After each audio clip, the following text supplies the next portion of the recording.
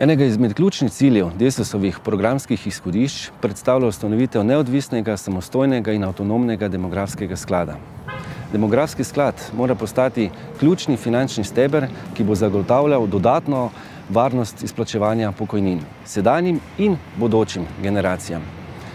Z demografskim skladom želimo na vsak način preprečiti morebitna nepremišljena prodaja oziroma razprodaje državnega premoženja in hkrati zagotavljati dodatno namensko premoženje države.